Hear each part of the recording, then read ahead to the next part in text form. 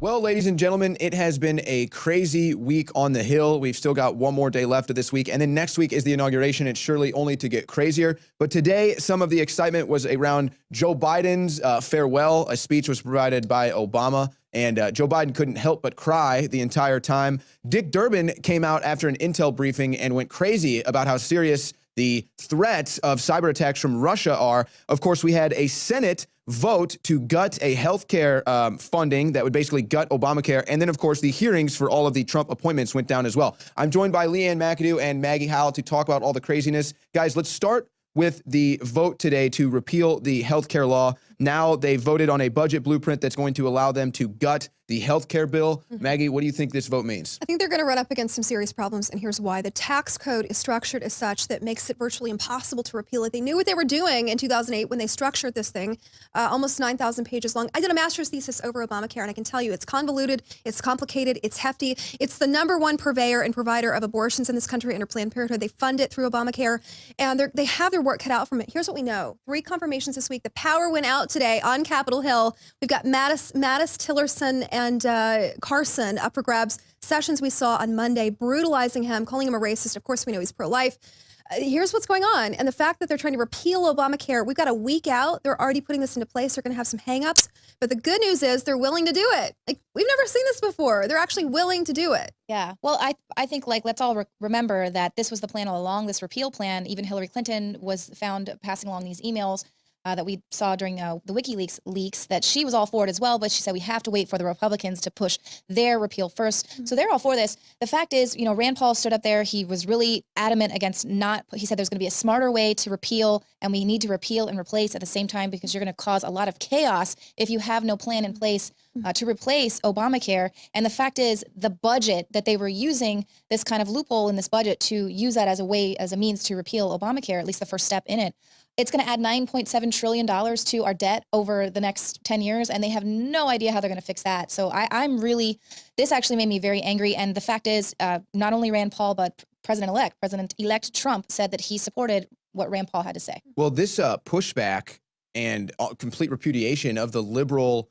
establishment agenda is really actually freaking them out. We had them crying, doing gun sit-ins. They're doing more sit-ins. The Jammy Jams. The Jammy Jam sit-ins. But then actually today, if you go back and you can watch the entire vote process for the repeal of the healthcare bill, every time a Democrat got up to vote no in order to keep the bill funded, they had to be called to order because they were out of line and they were speaking out of place during a vote. Every single one of them had to get the gavel because they were out of line. And then you have Donald Trump yesterday basically scolding CNN like an adult to they a child. They got a virtue signal there on the floor. Like, oh, look at me. See, I don't want to repeal this. Even though that's been the plan the entire time. They want to go to single payer. Exactly. No, let's not forget, Obamacare is bankrupt. So in March, everyone's premiums are set to triple. Not even double. They're set to triple. There was one microcosm that Health and Human Services did where an average person making $30,000 a year, their premium would skyrocket 116%. You're not going to be able to afford it anyway. I don't understand what the issue is. You know, they don't want the socialized medicine scheme. It's bankrupt. It doesn't work, people. It's unconstitutional. It's unconstitutional. Not only is it unconstitutional, but it's not practical. It's changed our entire IRS tax code, and the brunt of it, I didn't have health insurance last year. I chose not to have it and just pay the fine. I think I had a $900 penalty on my federal income tax form because I chose to opt out of a system. We're talking, this is communism. This isn't even socialism. And there's another lie. They said there would be no fines. I paid that same fine.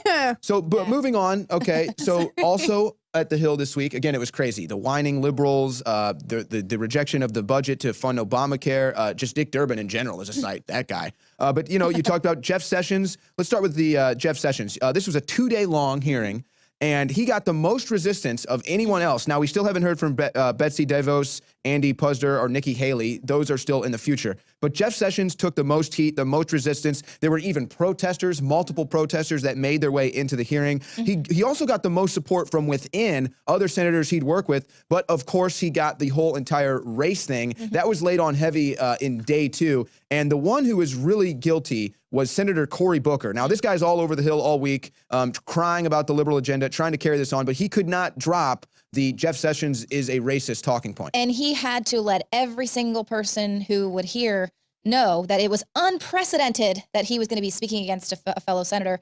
And, you know, in the That's past, right. First time ever. Yeah, people in the past were putting out tweets where he's praising Jeff Sessions. Oh, I really enjoyed working with him. I think he's a great guy. And then now all of a sudden, so frankly, Cory Booker has his sights on the running for the presidency coming up. That's what good this luck is all with about, that, buddy. Yeah, I mean, this is what this is all about. So it's all about the racist. You know, is he going to be able to? Is he going to peel back a lot of these social policies that have been put in place? Let's look at the other attorney generals, Eric Holder, Loretta Lynch. So have they been completely fair and not racially biased in a lot of their decisions? When we had They're politically the Black biased. Panthers, We know that. well, when we had the Black Panthers actually out there harassing and bullying with bats and clubs, white voters telling them if they didn't vote for Obama, they were going to get their head bashed in. And Eric Holder chose not to do any. Oh, that's fine. That wasn't voter intimidation. So obviously, you know, they're concerned that now someone's coming in that doesn't agree with them.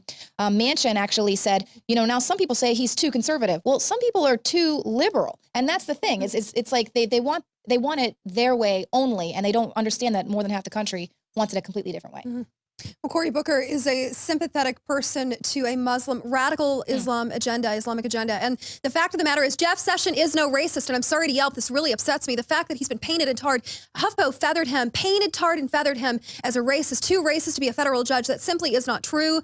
And the fact that he's going to be the number one prosecutor in our country, they don't have the votes, by the way, to dismantle him. They're just trying to dirty him up as much as they can. He's a pro-life Christian. That's the problem, who doesn't want a mass influx of Islam into our country. Those are the two issues with him. The third issue would be that he potentially could prosecute, even though he said he's not going to touch it. If new evidence emerges, they know that he's the person to go after Hillary Clinton as the DOJ chief. Those are the issues. It has nothing to do with being a racist. Talk about racist. Let's talk about Robert K. Byrd, a recently deceased senator that Barack Obama hailed. Their photographs with Robert Hillary K. Clinton's and mentor. so did Hillary Clinton. And Bill Let's Clinton. talk about a He racist excused senator his for a minute. KKK involvement. It's not Jeff Sessions, folks. I know they look similar. They speak in a similar dialect. They're completely different people. It's really upsetting to me. Well, and also, too, just wanted to point out, you know, where they're completely stuck on these social policies. So General James Mattis was being grilled on how he would deal with gays and women in the military. And he just said, you know, frankly, Senator, I've never cared much about two consenting adults and who they go to bed with. He's had hundreds of women fighting on the front lines under his command in the Iraq War. And he's just like, we need to stay focused on the military that's so lethal on the battlefield that it's going to make our enemy's worst day when they come face to face with us. Let's stay focused on what really matters. We here, are so not lucky the to have him. high-heeled troops. We are lucky to have somebody like General Mattis who actually would want the job for once, a general, a true person who has a heart for this country. And he was grilled shamelessly by Marco Rubio to the point where Marco Rubio actually Little Marco was asking him questions about Putin, trying to call Putin a dictator, a war criminal, if you will. I've got news for you, Marco Rubio. You're the war criminal. The mass military industrial complex you ascribe to, the prisons that you built in Florida, you should be ashamed of yourself. That's a bigger question. The man was such a gentleman. He actually answered the questions with grace and elegance far more than I would, because Marco Rubio, everybody knows who you are. Right. Yeah, hopefully he's not going to get voted back over there in Florida. Some of the other highlights, Rex Tillerson also got grilled, and apparently he needs to look into everything. Every question he answered with, well, I'll have to look into that. And he doesn't see eye to eye with Trump on some of the things that have been talking points lately. Neither does Mike Pompeo. Ben Carson received a lot of support. He was highly voted. And of course, he got attacked by Elizabeth Warren. Elizabeth Warren also went out after Betsy DeVos, so I'm sure I'm sure that she'll be going after her again when it's her time to be sworn in. But all this pushback with the Russia thing, all this pushback with the Democrats in the House, in the Senate, tells me they're not going to stop going after Trump. Thank you guys for joining me. Thanks everybody for tuning in out there. That's going to do it tonight for the Nightly News. We'll be back tomorrow night, 7 p.m. Central, Infowars.com/show.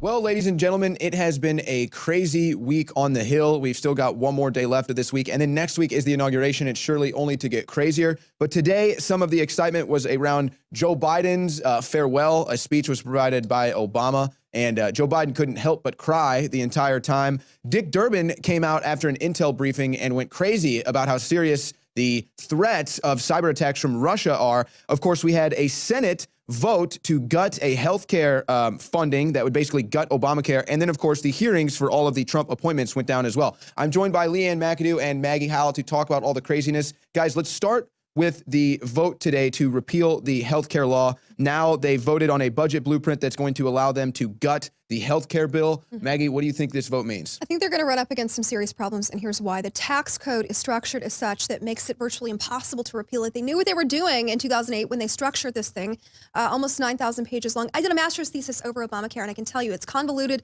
it's complicated, it's hefty. It's the #1 purveyor and provider of abortions in this country under Planned Parenthood. They fund it through Obamacare, and they have their work cut out from it. Here's what we know. 3 confirmations this week. The power went out today on Capitol